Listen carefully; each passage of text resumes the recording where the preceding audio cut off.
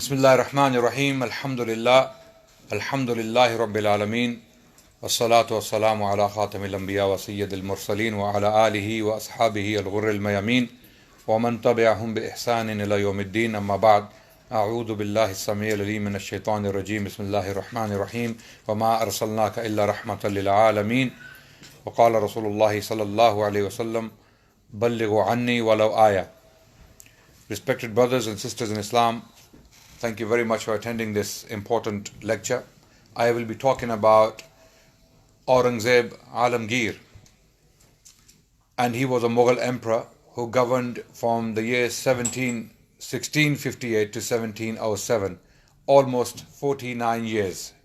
And he is a very controversial figure in this current day and age, in particular in India and in general within the Western academia. And there's a reason for that. The reason is, in India, he's controversial because the Hindu right-wing parties, specifically the one in power right now, BJP, has made it a business for itself to tarnish Aurangzeb Alamgir because he is seen as a very Muslim king. And because of his strong attachment to Islam, which we find in historical sources, he has been demonized beyond historical narratives. And some modern historians have challenged that narrative.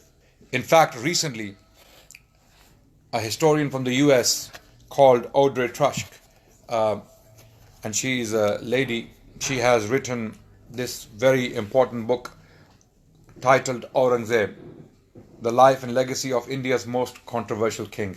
This was published in 2017. It is the most recent work on the life of Aurangzeb Alamgir, and it is very brief. You will not find details in this book. The book is about 108 pages long if we minus the notes and the bibliography of the book. It is a very good narrative. It gives you a summary of the life of Aurangzeb Alamgir, and some of the controversies have been discussed in this book. So what are the controversies about Aurangzeb Alamgir? Why is he so important in today's India and internationally? Why is he so important? He's important because he is seen as a bigot, a religious bigot who was demolishing temples, Hindu temples, who was persecuting Hindus. He had an anti-Hindu policy. I mean, these are the claims, these are the charges against him. I'm repeating the charges. And we will see whether these charges are actually historically tenable or they can be sustained in the light of historical narrative available to us today. So Aurangzeb Alamgir is controversial for these reasons. He's accused of persecuting Sikhs. In fact, there's no doubt one of the Sikh gurus, the eighth Sikh guru was it was the ninth Guru. The Guru Tegh Bahadur was killed in 1675 by the orders of Aurangzeb Alamgir. So even Sikhs don't like him.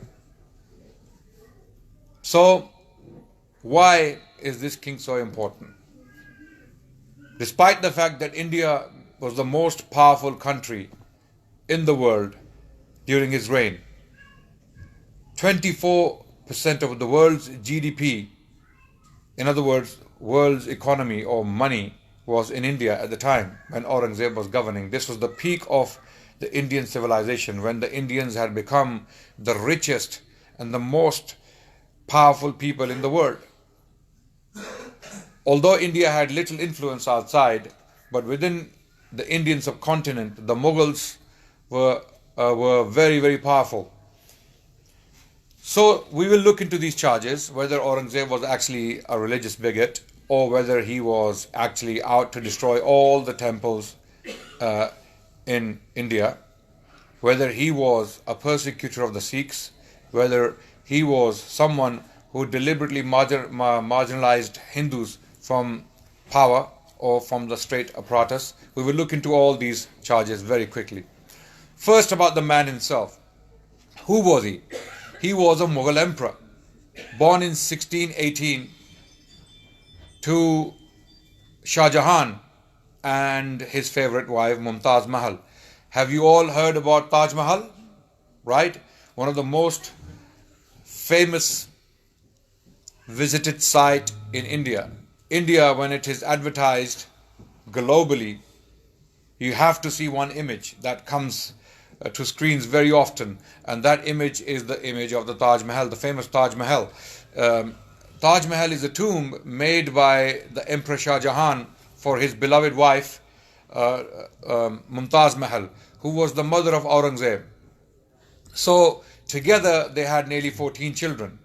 Shah Jahan and Mumtaz Mahal, that shows the relationship they had. They had a very strong relationship, and they were in love deeply. And Shah Jahan was devastated when his wife died, and he was so devastated that he was hardly seen in public for many months after the death of his beloved wife. And then he paid a lavish tribute to his wife by building this monument called the Taj Mahal, which is visited by many people to this day. So Aurangzeb was the son of that very woman. He was the third son born to Shah Jahan. And there were other sons born, of course. In total, there were four. Dara Shukuh was the eldest. Then there was Shah Shuja, who was the second son. Aurangzeb Alamgir was the third son. And then there was a fourth son called Murad.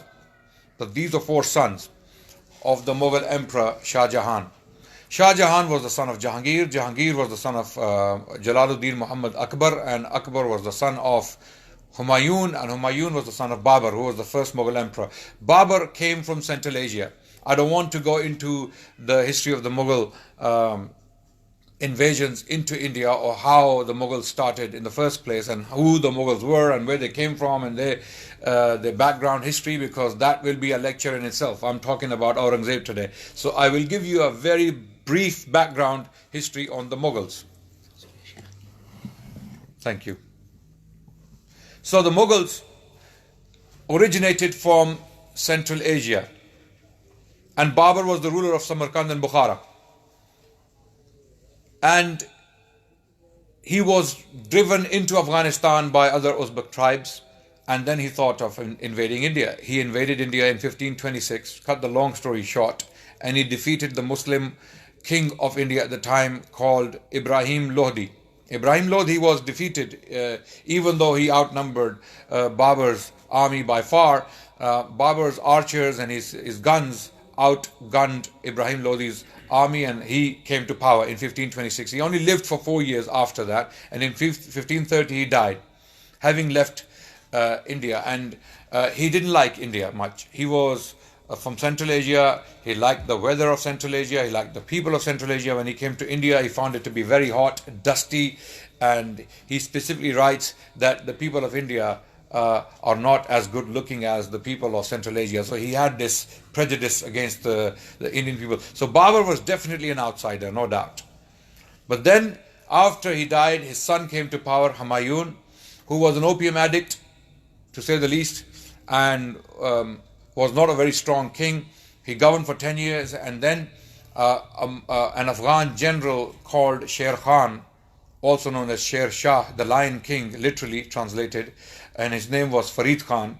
He's not the Lion King of Disneyland, by the way. Okay, so, but he was the Mufasa of India for at least 5 years. He governed India with an iron fist. He was a very strong administrator. I'm talking about Sher Shah Suri. And he built many monuments, he built roads, he established the postal system, he established many sarai. Sarai were the resting places for travelers across the empire. So he was a very, very effective leader. And if he had not been killed by an accident in one of the campaigns in India, then he would have ruled for a very long time, and he would have been a very powerful leader indeed. But within 5 years, Sher Shah's reign was over, and then his sons came to power. Islam Shah Suri and Salim Shah and Adil Shah, and these people, they all fought each other for another 10 years. And having ruled for 15 years, almost 16 years, the Suris were ousted by Humayun, because Humayun, who had taken refuge in Iran when he had to leave India, when this general called Sher Shah had rebelled against the Mughals. So by the help of the Persian emperor at the time, Humayun was able to come back and take the land of India back from the Suris. So he was re-established in India. And the year was 1555. So he only governed for a few months when he fell from the stairs of his library and died. So there was an accident in the library. He slipped from the stairs and he died. And Akbar, his son, Muhammad Akbar, was 13 at the time. So he had to take the burden of the empire and he became the Mughal emperor. And because he was a child, he was very fragile. Other people governed on his behalf until he was an adult, or until he was actually able to rule India. And when he became an adult, or when he became of age, he removed all the other people who were governing on his behalf, and he took direct control. In the beginning, he was a very religious man. He was praying 5 times a day. He was actually cleaning the mosques, and he was a very humble man. He would pick up the slippers of ulama and put them in front of the ulama so that they can wear them. This is the kind of person he was initially. But he was illiterate. Unfortunately, because of the turmoil in his early life, the political turmoil he faced because of the fugitive years of his father, and because he was also he was born in exile, he couldn't be educated properly like a proper Mughal king or prince. So because of this illiteracy, he always relied on others to give him information. Cut the long story short, he kind of drifted away from Islam because he saw the character and the behavior of the ulama at the time to be very repulsive. He found some of the ulama, of course, ulama su, they were not ulama of, ulama haq, as we say. They were obviously after money and power and influence, and they were misbehaving. Akbar had made a center for debates. It was called Ibadat Khana in his palace, and he would get the ulama and people from other religions to come and have debates in this center. So when he saw these debates, all of these people were misbehaving. They were cursing each other, they were insulting each other, like a lot of people do nowadays. I don't know if you remember this program that used to come on Pakistani channels, especially in Ramadan. This guy called Amir Liaquat, he has 5 or 6 ulama sitting next to each other, and they are debating each other, and they are using very foul language at times, and they are swearing at each other. And when I was watching this program, even last Ramadan, what came to my mind was Akbar's Ibadat Khana, where Akbar would have these ulama debate each other, and they would misbehave, they would use foul language, and because of that, Akbar was put off Islam. And likewise, there are people with little knowledge of Islam, with weak hearts, with weak inclination towards Islam. They could be easily influenced in places like Pakistan when watching these programs, ulama bickering with each other in that foul manner. So Akbar had eventually abandoned Islam. I'm not giving you the details. These are very, very brief, scanty, anecdotal things I'm sharing with you from the life of these Mughal emperors. For the details, chunky volumes have been written on them. You can go and look at the details. So Akbar had initiated his own religion. In other words, he had apostatized from Islam. His religion was called Deen-e-Ilahi. He said, if this is the best Islam has to offer, I don't want it. Okay, so he said, I will initiate my own religion, because he had arrogance and he had some funny advisors who made him think that he was somehow divine. One of them was a man called Abul Fazl, who had brainwashed him to an extent that Akbar started to think that he had divine powers. So he initiated his own religion. Then he died in 1605. And then his son Jahangir came to power, who had to reassert his Islamic identity. He had to disown his father, at least in religious ideology, and he insisted that his father repented on deathbed, and there's no evidence for that. But Jahangir had to reassert his Islamic identity, but he was also a drunkard. Jahangir was mostly drunk, and he was, of course, every Mughal emperor inherited problems, rebellions, wars, and financial issues. So he had ministers taking care of all of that, and he died very young. A lot of these Mughal emperors would die very young because they would consume opium as an aphrodisiac, and they had large harems filled with women from all parts of the world, and their major pastime would be living with these women and spending time with them, and they would take opium excessively, and many of them died for this reason very young. in their 40s and 50s, or hardly any of them made it to 60. But Aurangzeb was an exception, as we will see. So Jahangir died in 1627, and his son Shah Jahan came to power, and Shah Jahan governed for nearly 30 years. Again, this is not a history of Shah Jahan. You can go to books to study about Shah Jahan, whose reign was a very powerful reign. That was the peak of the Mughal Empire. The Mughal Empire had reached its peak financially, civilizationally, educationally, in terms of culture and literature. This was a very rich era during the Indian history. In fact, India never existed as a nation until the Mughals made it one. This is something the Indian nationalists, those who hate the Mughals, owe to the Mughals. Those Hindu nationalists today, or fundamentalists or extremists, who are very uneducated people in most cases, and that includes the Prime Minister of India currently, the one who is Prime Minister, Narendra Modi, is actually an illiterate man, and his voters. So he's the Trump of India, and now you can imagine what I mean by that. Okay, look at the Trump voters in the US and look at Modi voters in India. There will be a lot of similarities there. So these people, they hate the Mughals with a passion, just because Mughals are Muslims, and they don't know much about Mughal history. And anyone who wants to put the record straight and clarify the history, they start hating those people with a passion. So Indian nationalists owe their identity to the Mughals, because Mughals made India as a united entity for the first time.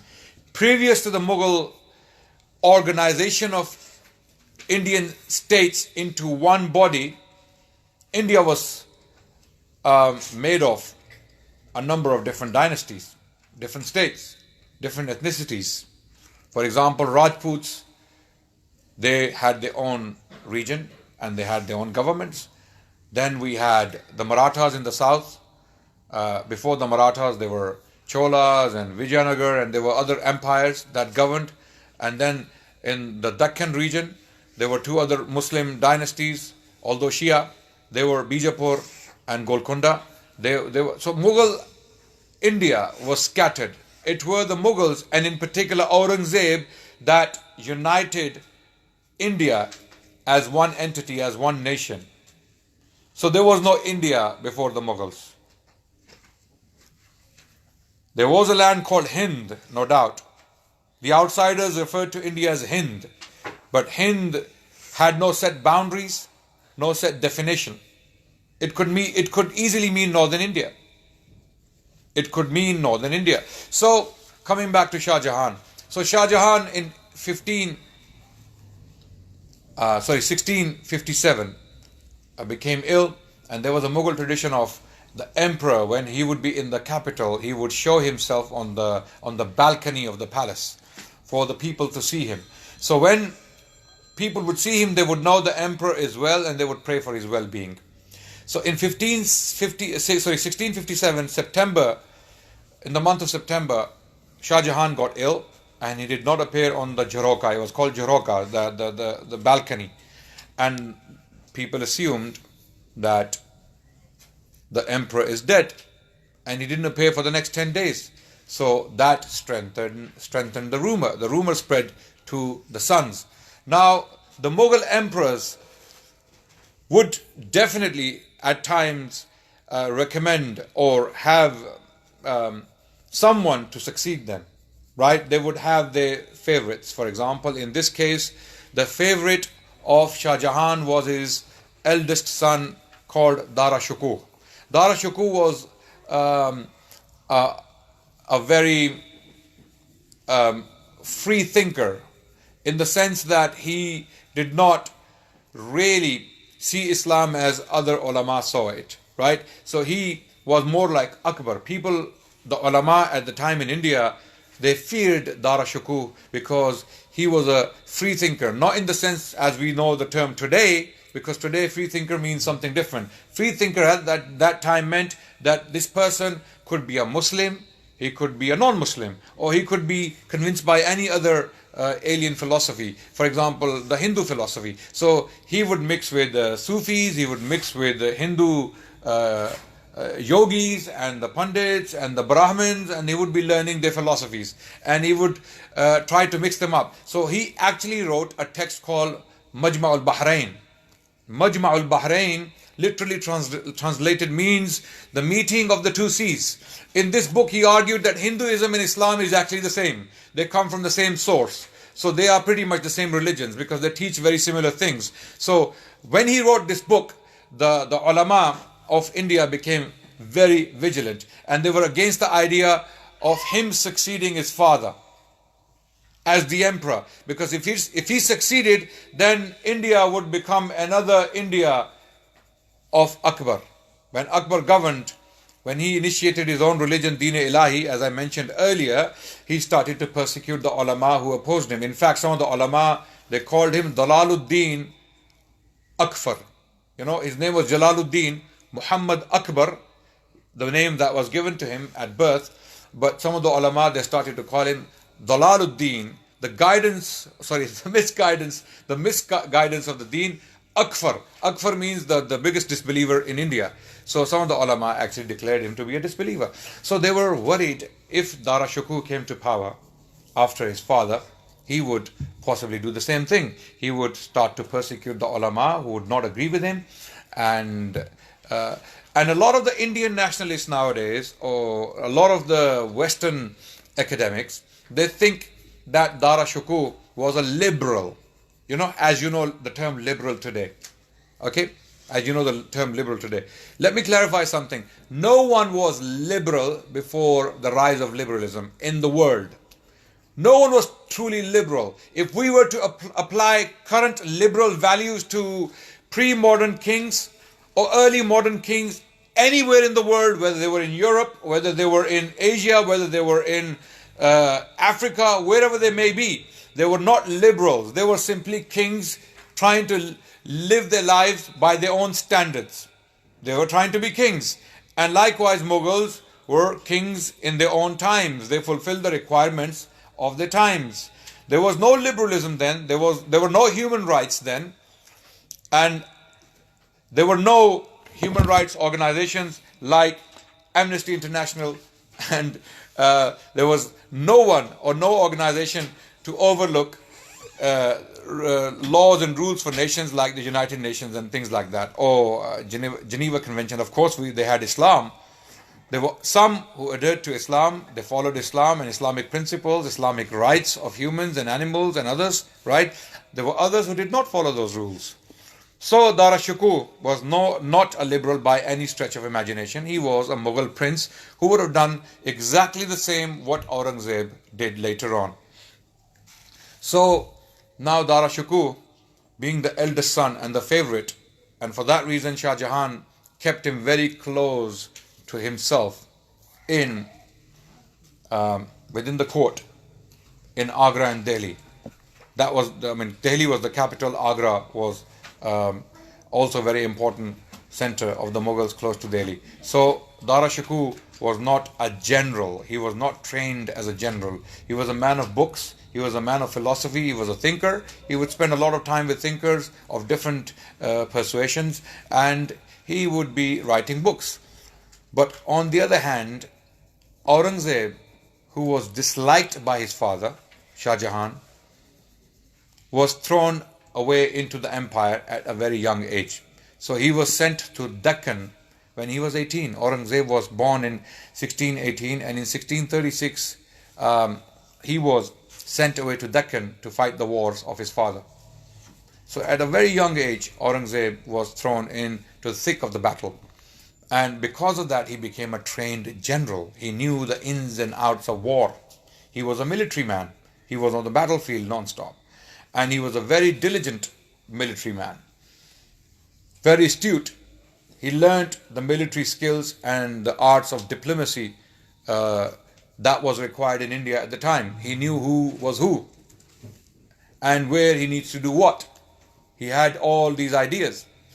So when Dara Shikoh had realized that Aurangzeb has become a very powerful military general who, and at the same time, remember, Aurangzeb was a religious man, unlike Dara Shikoor. Religious man in the sense that he was very close to the ulama and he demonstrated ability to uphold and support orthodoxy in India rather than some kind of heretical ideas like Dara Shikoor was seen by the ulama to be supporting.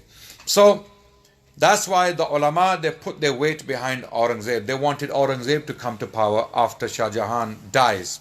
Dara Shikoor did not like his younger brother and continued to conspire against him in many ways. When Aurangzeb would be close to a victory, he would simply pull away the army. He would get his father to basically send orders to withdraw when Aurangzeb would be very close to victory. So Aurangzeb knew who was pulling the strings. It was his elder brother who was influencing the father to set policies against Aurangzeb. Aurangzeb had corresponded with his father extensively and he had complained to his father about his impossible situations, but Shah Jahan simply didn't like his son Aurangzeb and always found reasons to dislike him, even though Aurangzeb was a very obedient son. There is this book I recommend strongly to everyone.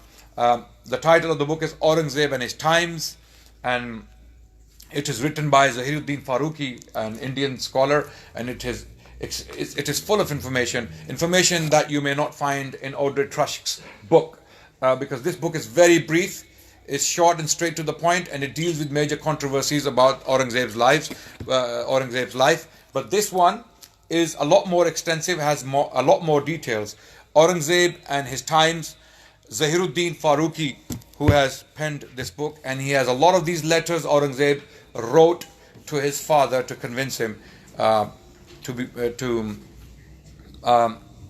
be just to him. Cut the long story short, when Shah Jahan had become ill and people thought he had died, Aurangzeb was told that the king is dead. So was Murad. So was Shah Shuja. Shuja was the governor of Bengal. Murad was in Gujarat, Indian Gujarat, and Dara Shikoor was at the court, and Aurangzeb was in Deccan. So these four sons were in different places, staged differently. Now, amazingly, some people, when they read history of the Mughals, they look at these brothers at each other's throat. They think that these Mughals had no morality. They had no love for their blood. For this reason, you will find the Mughals killing their relatives very often. The Ottomans were doing the same thing, right?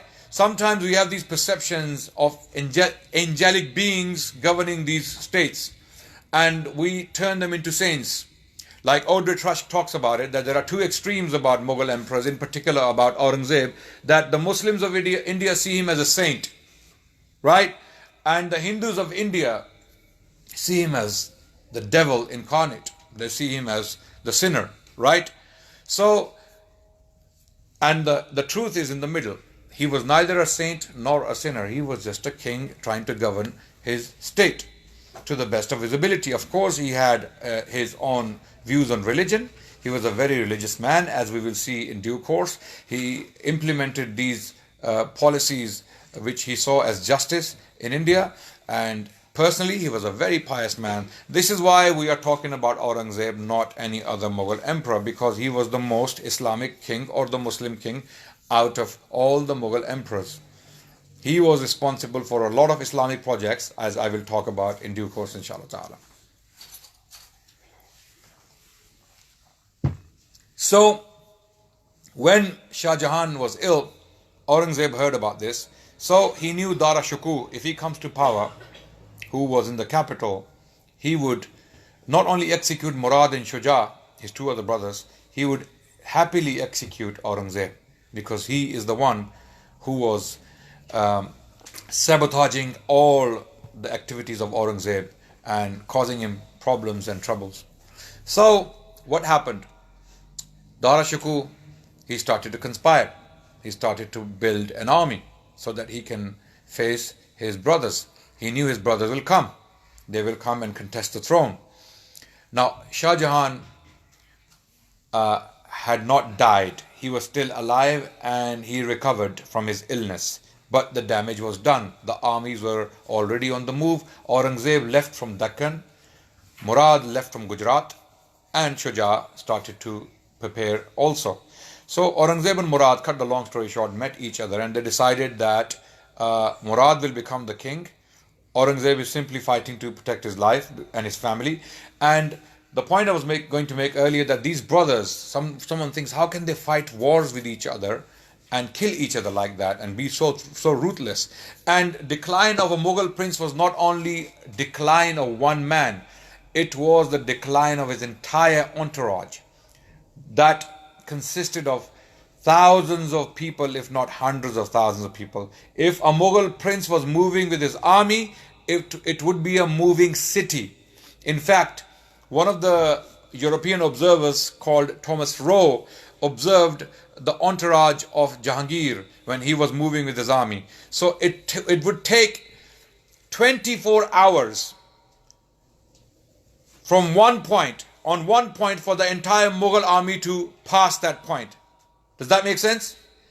For the Mughal army to pass one point, it would take 24 hours.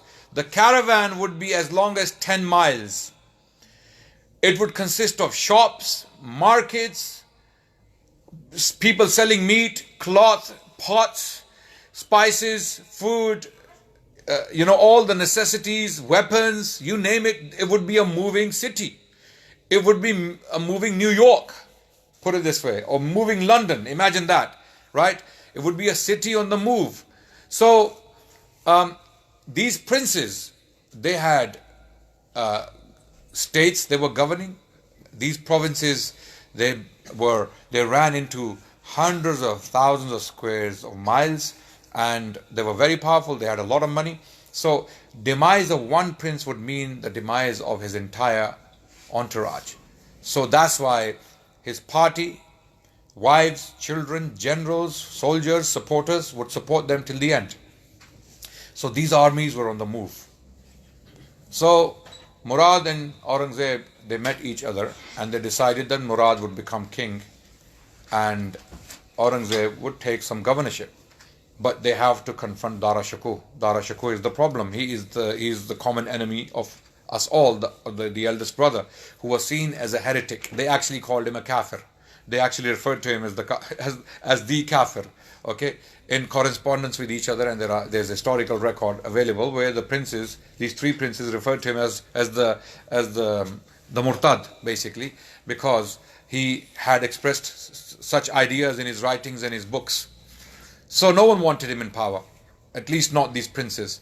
So cut the long story short, there was a battle that took place between Dara Shikoh's armies and these two brothers. Dara Shikoh was defeated. He went back to Agra, and then another battle took place between Aurangzeb and Dara Shikoh at a place called Samugarh, and Aurangzeb was victorious and Dara Shikoh was on the run, and he was on the run for nearly 2 years. He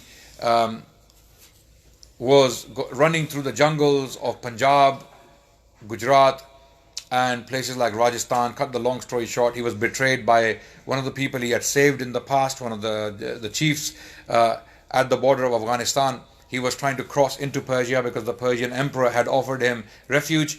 So he was caught at the border and sent back to Delhi, and Aurangzeb got him paraded on top of an elephant and humiliated him publicly and executed him for apostasy or for heresy.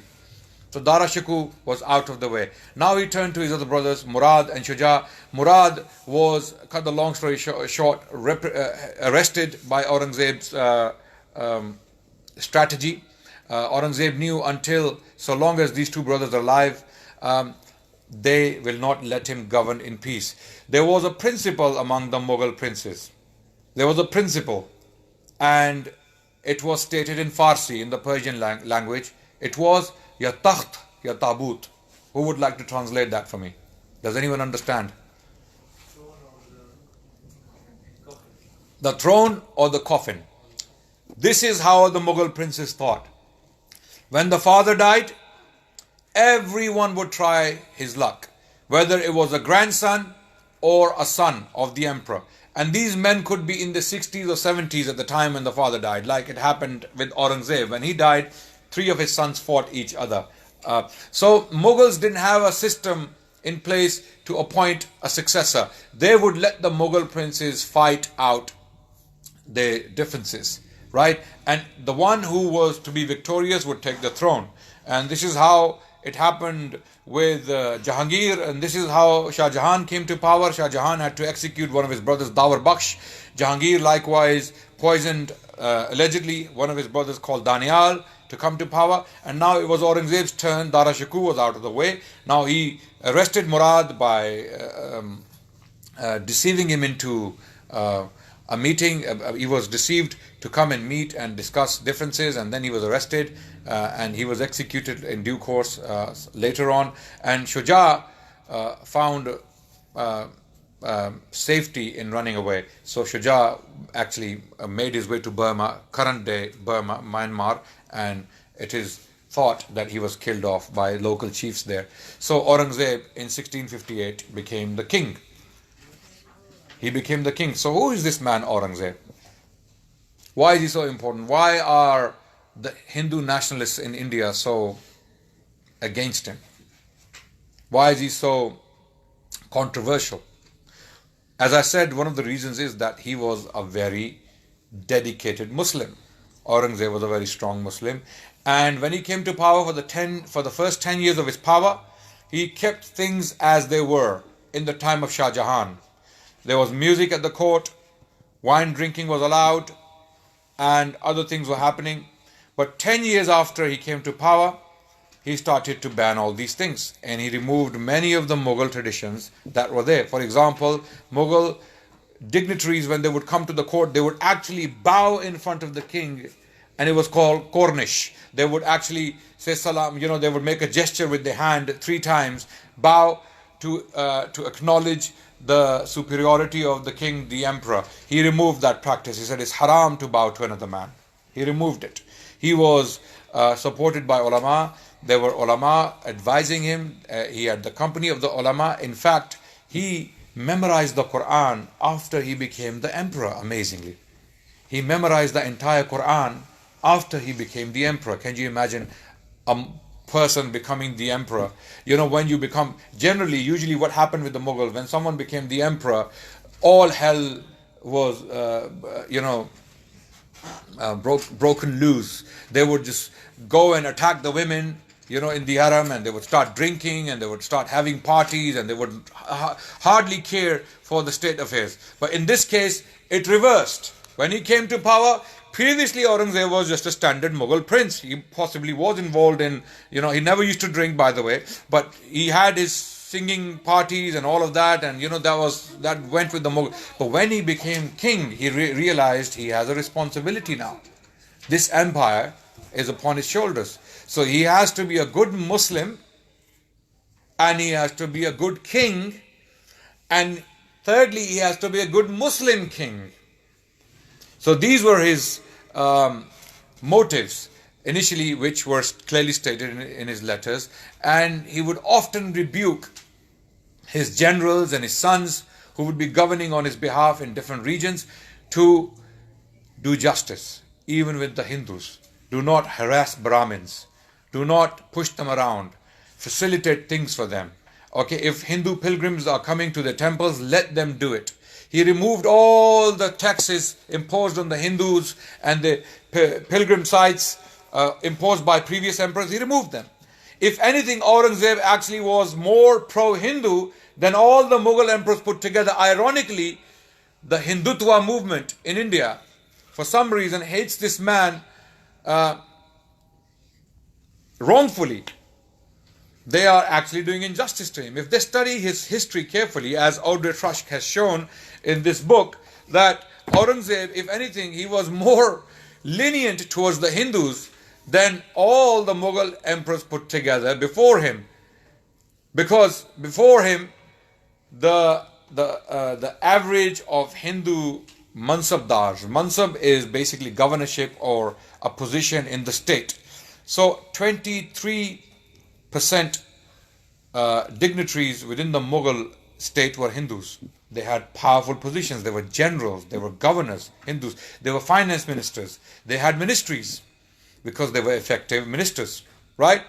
So Aurangzeb's time, the number grew to 31%, more than half of what he inherited. So he had supported Hindus because of their abilities. In fact, he remembered one of his finance ministers until he died.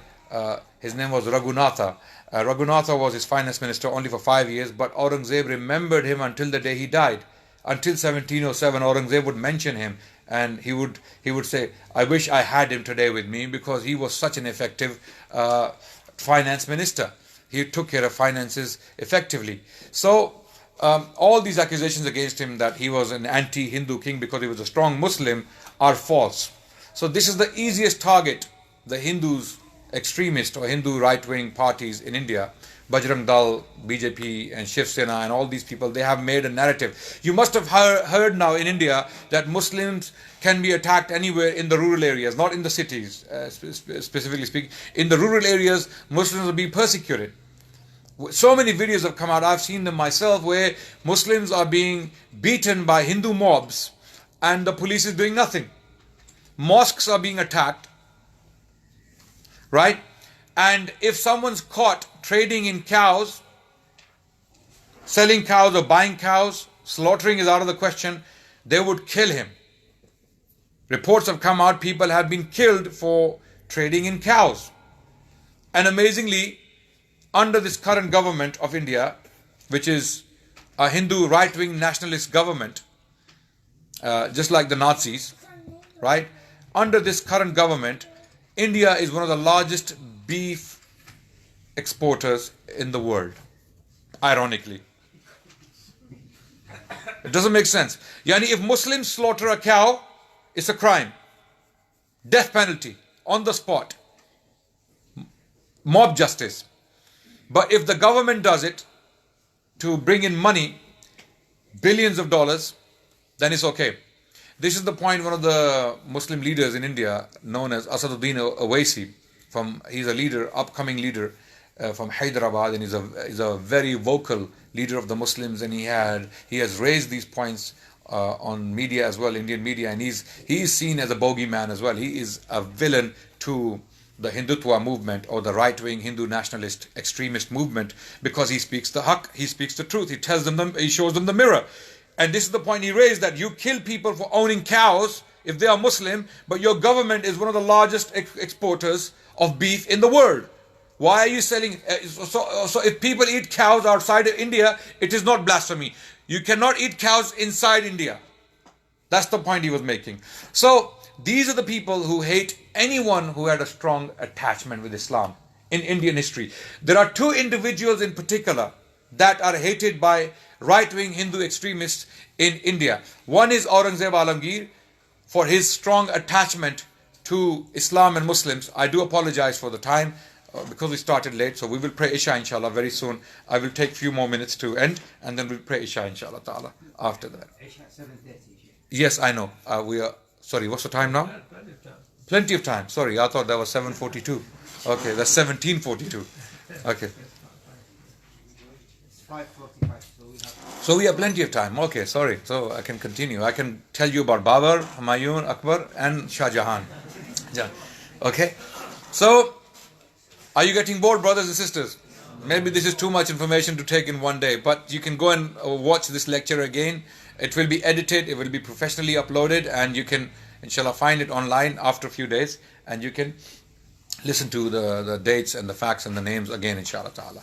So, these people hate these two kings in particular for their attachment to Islam. There is no other reason. I'll tell you why there's no other reason. Because they were no different to other kings in India. In their wars, in the appointment or dismissal of Hindus, depending on what the reasons were, in their policies on temples and mosques, in their policies on Islam and Hinduism, in their policy in crushing rebellions, Aurangzeb and Tipu Sultan, who is the second figure, are no different to other kings in India. The other person, the Hindu right-wing extremist elements hate is a man called Tipu Sultan, who was also a very strong Muslim, had a very strong attachment to Islam, and wanted the rise of Islam in India once again. He wanted the rise of Muslim civilization in India once again. And remember this, brothers and sisters, every time Muslims governed India, it wasn't perfect. It wasn't perfect. Never do we claim a utopia in India. We don't.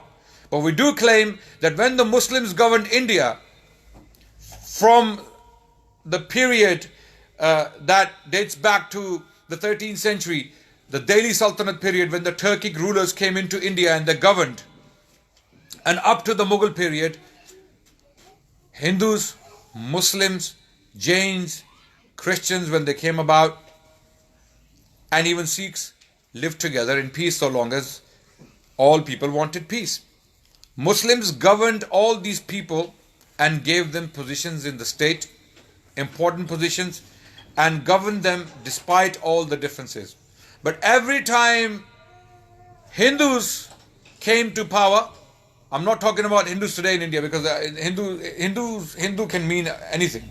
In fact, Audrey Trush, she raises a very interesting point that the term Hindu doesn't even appear in the Mughal chronicles. It is either Marathas, Rajputs, or other nations. They are referred to not as Hindus, but by their nations or by their tribes or by their regions.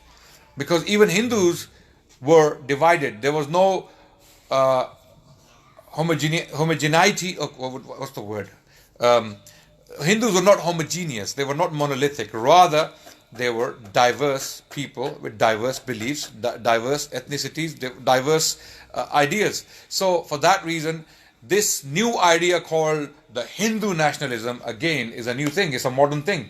It's a modern phenomenon which is full of Islamophobia, xenophobia, and extremism. And people talk about the Taliban and people talk about ISIS, in some cases rightly so, because these people were persecuting others. But what's happening in India in some cases is far worse than what ISIS and Taliban were doing. In fact, some of the Hindu extremists are doing worse things to Muslims than ISIS were doing to others. I'm making this claim boldly. There's no difference between them, if anything. There's no difference. So, why not call them to account? If the world media was crying, for example, if people were talking about ISIS, rightly so, and condemning their atrocities, rightly so, which we all condemn, what they were doing wrong, right? And when they were persecuting people, rightly so, why isn't the global media crying similarly about what the Hindu extremists are doing, or what the Buddhist extremists are doing in Burma? So there is some double standard, and this double standard is actually global, it's widespread. It is found in academia, it is found in political circles, it is found in economic circles, it is found in literary circles. Don't make a mistake, don't make any mistakes. It is there, it is real, okay? And that's why it finds support. Islamophobia is a multi-billion dollars industry. Islamophobia industry spends millions of dollars on spreading Islamophobia, right? So for this reason, some people were attacking this woman, this lady, for doing her job. She's a historian, she's a trained historian, Audrey Trush. She wrote this book and she made her life difficult. She's being attacked daily on Twitter, on social media, and Islamophobes in the US, people like Robert Spencer, who runs a website called the Jihad Watch, is attacking her on Twitter for doing history. She's a historian. She's a trained historian who knows Persian and Sanskrit. She has written history as she sees it. And she was yesterday, or the day before yesterday, she delivered a lecture in India, in Chennai. And she was heckled from the crowd. Of course, a lot of people supported her. They applauded her as well. There are many liberal, sane-minded, moderate Hindus in India who don't want this to happen, what's happening to Muslims. There are many good Hindus, I would say, in India who don't want Muslims to be killed and persecuted. So they support people like Audrey Trush and scholars who are doing objective work. But there are others. Now, she also tweeted today that outside a venue where she was due to speak. There is police and people are being searched. And she said, this shouldn't be happening. This shouldn't be happening with scholars. We are scholars, we have opinions, and we should be free to express our opinions. We shouldn't be threatened with death and all that. So, coming back to the issue of brothers. So, Mughal princes, they were brothers, of course, and there was a reason why they were so cold towards each other. And let me explain why. Because when they were born, they were put under training. They were given military training, they were given basic education, and when they had reached their teenage, they were sent to the battlefield to prove their worth. So these brothers had no attachment. You know, like nowadays, you people live in your houses and you may have siblings, right? Yes, brothers and sisters? Yes, you may have siblings and you have very strong relationship with them. You know your sister, you know your brother, you see them every day, right? You have a laugh with them, you go out eating with them, you enjoy your time with them, right? You know them. But these Mughal princes, poor souls, as soon as they hit teenage, they would be sent to Gujarat. One is gone to Gujarat, one is gone to Bengal, one is gone to Deccan. And they wouldn't see each other for years. So they had no attachment with each other. And they had this assumption. It was already there that once the father, the emperor dies, we will be at each other's throat. Because all of them will have to fight it out. And it wasn't only about becoming an emperor, it was actually about saving your life. Because once you have lost the battle, you will die anyway. Because your brother who may come to power will pursue you until you're dead. So this was a battle for princes. As far as the princes were concerned, this was a battle of life and death. So it wasn't as simple as these killers, these murderers killing each other. You know, they were so selfish, so bad, so evil, they were just killing each other. No. It were the times they were living in. It were the traditions they had inherited. They had no other choice. They had to fight it out to protect their families and their lives. So it wasn't only about becoming an emperor, it was fighting for your lives. This is why ya takht, ya tabut. Either it is the throne or it is the coffin. One of these two. There is no third option for a Mughal prince once the father is dead. And this is exactly what happened with these four princes. So when Aurangzeb was about to execute Dara Shikoh, when he was brought to his court in Delhi, Aurangzeb asked him, what would you do if you were in my place? He asked his elder brother, who had lost the battle, lost the war, because as I said, Dara Shikoh was a man of books, he was not a man of the field. Aurangzeb was the battle-hardened man of the field, who had fought major battles in Indian history. In fact, he was so dedicated to his deen and to his work that during one of the campaigns in Afghanistan, within the battlefield, the time for Salah came and he dismounted his horse and he started to pray in the thick of the battle, in the middle of the battle, when arrows, cannonballs and swords and shields and spears are flying around. He is dedicated praying his Salah and his soldiers are all looking at him. This is how he actually modeled himself in front of his army. That's why they loved him very much, because he had high regard for Islam and Islamic values. So Dara Shikoh said in response to Aurangzeb's question that I would kill you and I would split you into pieces and hang your body parts in different parts of the empire. Very honestly, he said that to him, even though he was a prisoner, because he knew that Aurangzeb knows he would do exactly that. And then Aurangzeb, of course, followed suit and executed him and buried him next to his great-grandfather Humayun in the tomb of Humayun. So the other brother Murad was killed and Shuja was lost. He went. So Aurangzeb became the emperor in 1658 to govern India as the sole emperor. Now his task was to maintain order and he did his best. I cannot give you the details in this short lecture, but he became the most powerful king India ever experienced or witnessed. Okay, he had conquered by the end of his life 95% of India, the largest chunk of land ever governed by one Muslim king in the entire history, or by any king in the entire Muslim history. Sorry, the entire history of India. 95% of India. He had conquered land as far as Tamil Nadu by the time he died. And this stretch of the empire actually became a detriment because his resources and his forces were stretched to the farthest end of the Indian peninsula. He was weakened because of that. It was only the matter of time someone was to hit a weak point and the empire would start to crumble without a strong leader. So Aurangzeb was a very strong leader, of course, no doubt. He lived for 88 years.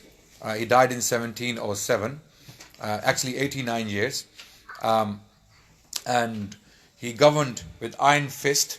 He was a soft man, no doubt, but he did not forgive rebellions from his family. He did not forgive his family. He forgave his generals occasionally, his dignitaries or his mansabdars, but he did not forgive his family. For example, one of his sons called Akbar, who was sent to crush a rebellion, a Rajput rebellion. When he went there, he crushed the rebellion, but then he declared himself to be the king on top of his father. So Aurangzeb was furious. He sent an army after him, and then Akbar was hounded within India for a very long time, and then he escaped to Persia. Persia would be a very convenient refuge for Mughal princes and Mughal fugitives, because Persians would happily, being Shia at the time, would happily receive dissenters from Mughal India in case they can be used as puppets, like the British Empire did for a very long time, and the British are doing to this day. A lot of the dissenters from different countries, they find political asylum where? Where? In Britain. You know Altaf Hussain? Yes? You know Altaf Hussain? Who knows him? Who knows the Qaid? He lives very close to me, by the way.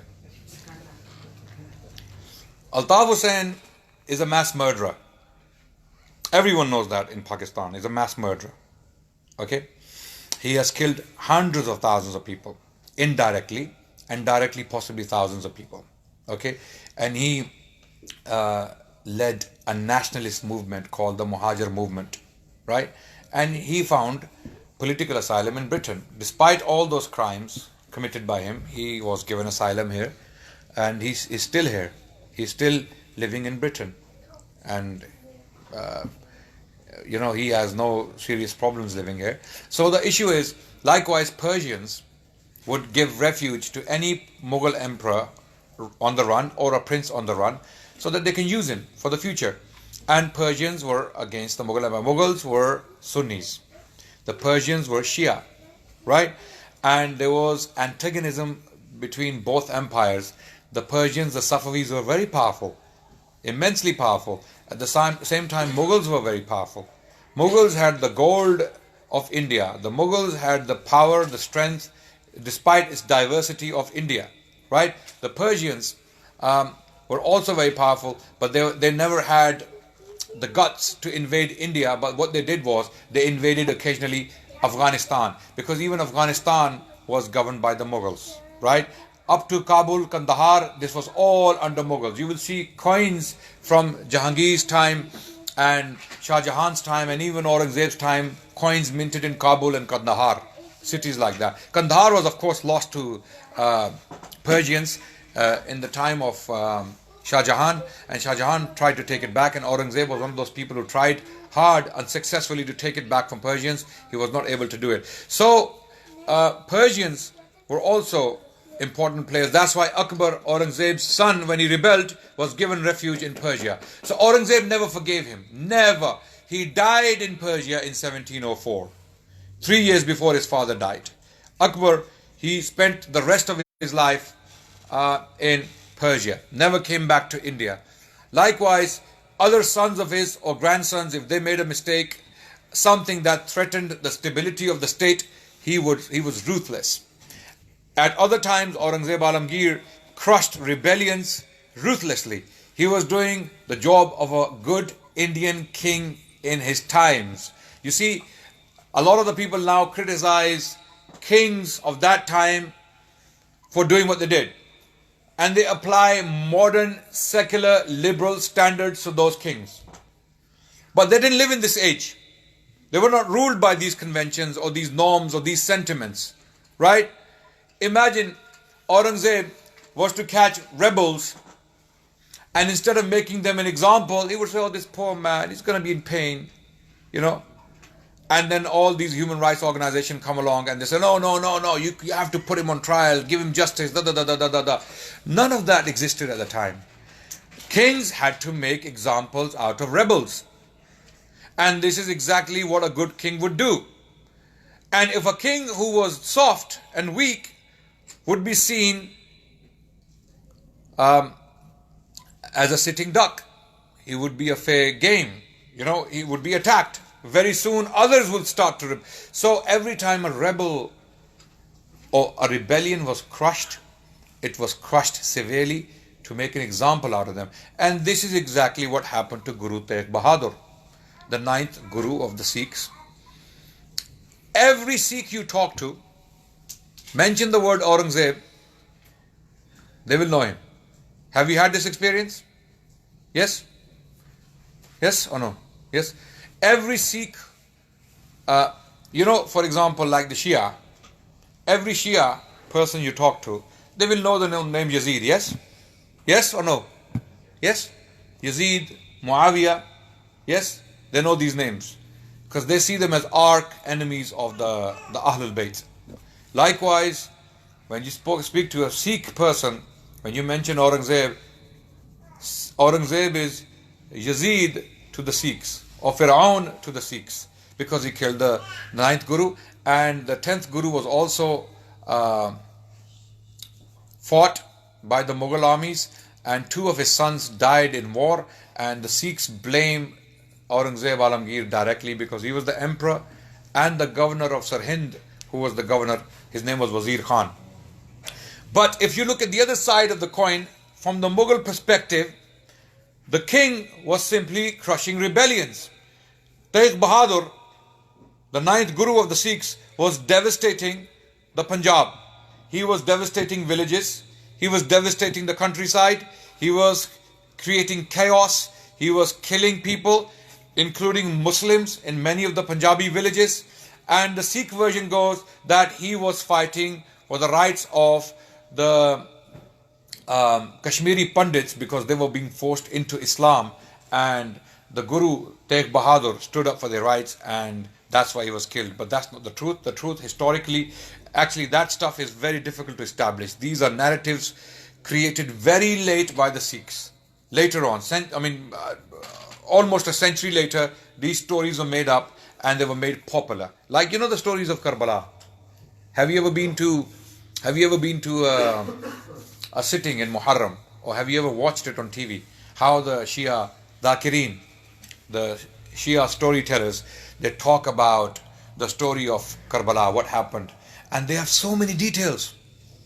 They have so many details that Abbas did this, Hussein said this, Zainab cried and she said this, yes? Sakina said this. They have so many narratives, so many details, as if there were clerks working continuously, taking notes, standing next to them in war. Yeah, she said this, I'll note this. She said this, I'll note this. She said this, I'll note this.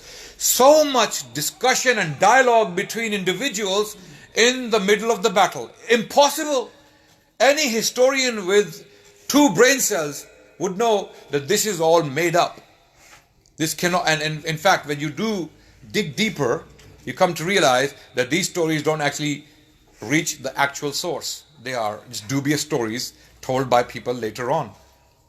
There is very little authentically known about what exactly happened in the Battle of Karbala. We do know Hussein radiallahu anh was killed. We do know he was oppressed. We do know the mujrims killed him. We do know the names of the people, but we don't know the dialogues the discussions they were having between each other. We don't have those details from authentic sources. Likewise, the Sikhs have these stories, these narratives, that the grandmother was talking to the grandsons in this way, and they said this and they said that, and the details are so many that anyone thinking, hold on a second, can this story be true? Where did the details come from? What is the source? And when you dig deeper, the source is not there. It doesn't reach the actual person it is attributed to. So Aurangzeb is maligned by the Sikhs for this reason, but he was doing the job of a king. He was doing exactly what was required of him. Punjab was his region. He governed it. He had to maintain peace on the roads, so people are not being robbed like the Sikhs were doing. Later on, Sikh rebellions, they took such an intense form that the Sikhs were robbing, burning, pillaging Muslim villages at will. There was a Sikh rebel called Banda Singh Bahadur, who was eventually killed by an emperor later on called Farrukh Siyar. He was ravaging the Muslim villages and Muslim regions. So, we'll pause for a second.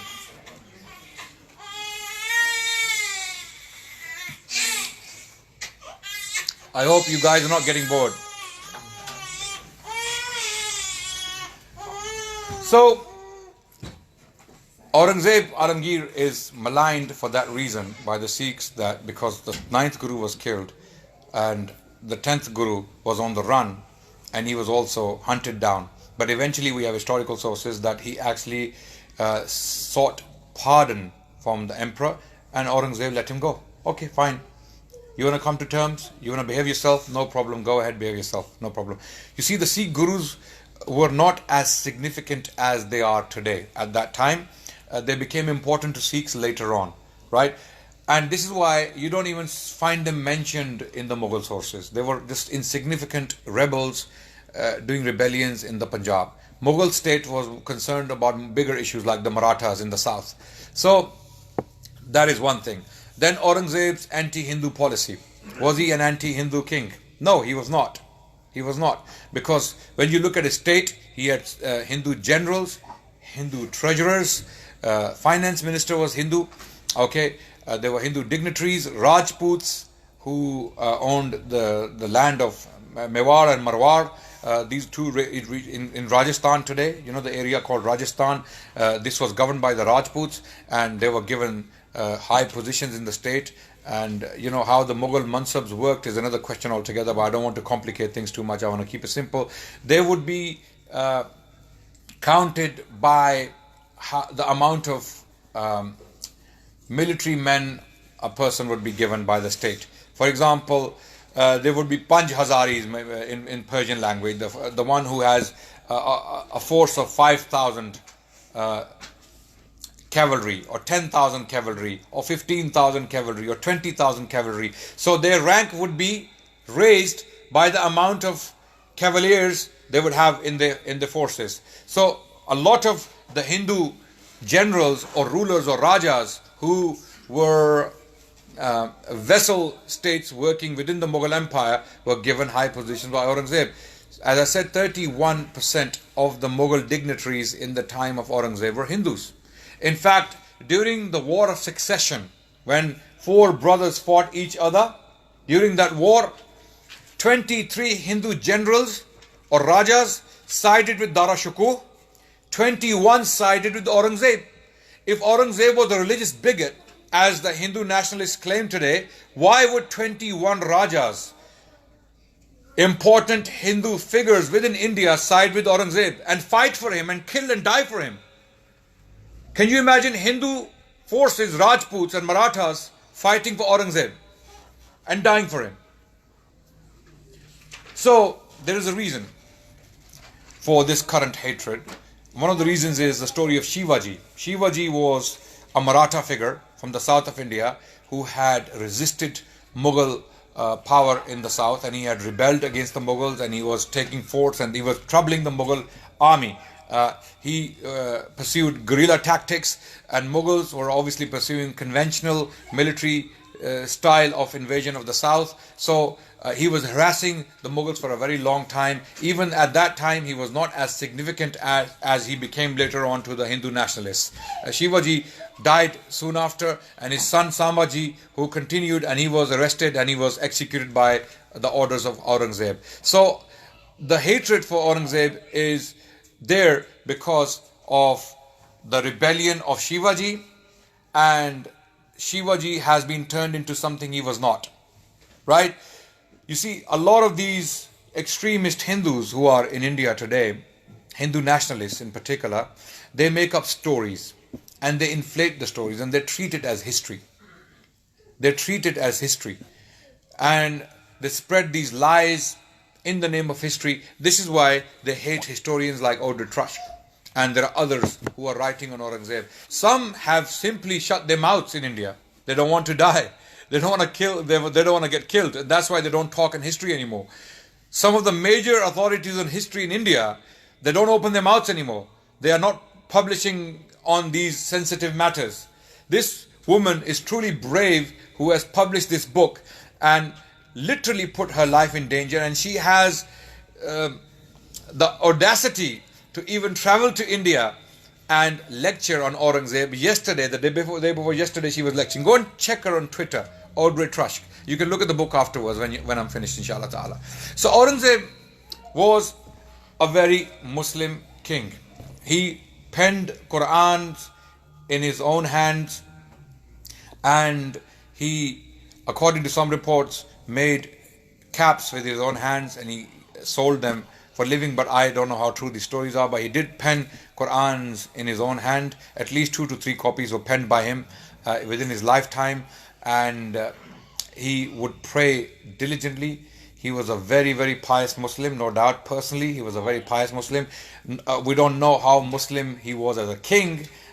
Was he a good Muslim king or not is another question. He did impose jizya in 1675 or 1676. 1676 he imposed jizya because of the Rajput rebellion. Rajputs rebelled against him. Rajputs were a very powerful, strong entity within India who represented Hindu power at the time, and they were mainly Mughal vassals. They worked with the Mughals. At times when they found them to be weak, they did rebel, and a rebellion was taking place in 1670s, and as an opposing gesture, Aurangzeb Alamgir imposed jizya. And jizya was not, of course, collected widespread in India. It wasn't successfully collected always, but he did impose jizya. And this is one of the reasons cited by right-wing Hindu nationalists that he imposed jizya. But jizya was there in the time of Akbar. Akbar lifted jizya when he apostatized. He lifted jizya and he imposed other taxes on Hindus. Amazingly, jizya was less than other taxes imposed by Akbar on Hindu pilgrim sites. But Aurangzeb came to power. When he came to power in 1670s, he imposed jizya and he removed all those taxes. And this affected the Mughal treasury daily. This costed the Mughal treasury daily because he was getting hundreds of thousands of rupees every month from these pilgrim sites. And I'll show you what a Mughal rupee looked like. I have one with me today so that you can all have a look. And it belongs to Aurangzeb. And we will put it on screen. Pounds have come out, sorry. But I hope it's there. I did put it in my pocket. And I hope I haven't lost it. It seems. You see, I have a principle that when you look for something, you never find it. Sorry, it seems to have been lost. I'll look for it later, and if I find it, I'll show it to you. Maybe it's in the other pocket. Actually, it might be in this pocket. Do apologize for the... Yeah, I did bring one with me, but I cannot find it now. But Mughal rupee was simply 11 grams of silver. Found it. Okay, this is a rupee minted during the Aurangzeb period. It is pure silver. 11.4 grams of silver. This is the Mughal rupee, and this was minted in a city called Thatta. Thatta is in Sindh, in current day Pakistan, and that was a very big Mughal center of power, and it was a huge city at the time. And this is a coin minted during the reign of Aurangzeb. It has the name of the king, Aurangzeb Alamgir. Okay, it says, yeah.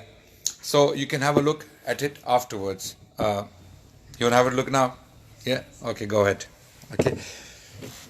So what happened? The jizya he imposed actually caused more loss to the treasury than benefit. But he did it because he saw it as an Islamic duty, as a Muslim king. At the same time, there were strategic reasons for it, to punish the Rajputs for their rebellion. And he imposed the jizya as a possibly discriminatory measure. It is very possible he did that for a reason I'm not too sure. Plus also to win the ulama over to his cause, which was already done during the War of Succession. Ulama were with him. Also in 1668, Aurangzeb started another project. And a project he is very little known for, unfortunately, even within the Islamic circles. Are there any Hanafi brothers here? Hanafi brothers. Put your hands up. Why are you hesitant? Okay. Brothers, let me ask you. You know what is the largest compendium of the Hanafi fiqh? The largest collection of Hanafi opinions on jurisprudential matters. Fatawa Alamgiriya. Yes? Why is it called Alamgiriya? That literally translated means rulings of Alamgir. But they're not Alamgir. Aurangzeb was his name, and Alamgir, the word Caesar. The word Caesar was his title, and he literally seized the world. You know, he governed 95% of India. So that was one of his greatest services to the Hanafi fiqh in particular, and to Islam in general. Okay, the compilation of Fatawa Alamgiriya. Okay, I know the Salafis and the Ahlul Hadith do not agree with that fiqh. I know that. Okay, but it is the greatest achievement as far as the Hanafi school of thought is concerned. This collection of Fatawa outdid the previous collections of Hanafi fatawas like Fatawa Qazi Khan, Fatawa Tatar Khaniya. There were other fatawas, but they were smaller in length. But this was a very huge compilation. It took a number of ulama, dozens of ulama, 7 years to complete it. The project was started at the behest of the emperor in 1668, and it took 7 years, but it was completed by 1675. The Fatawa Alamgiri was complete as a project, and it contains rulings from the Hanafi viewpoint on different matters. It is basically law. It is law. And this collection then was sent to Qudat, Qazis all over India, to govern by this law. So they would rule, especially in Muslim affairs, looking at Fatawa Alamgiri. And it is the largest collection of Hanafi fiqh opinions in the world to date. It is very big, depending on who publishes it. It runs into volumes, right? So that was one of his achievements. And amazingly, one of the scholars who was very, very well appreciated and well known, called Shah Waliullah ad-Dehlawi, who lived in the 18th century, who was born when Aurangzeb was still alive. Shah Waliullah was born in 1704, Aurangzeb died in 1707.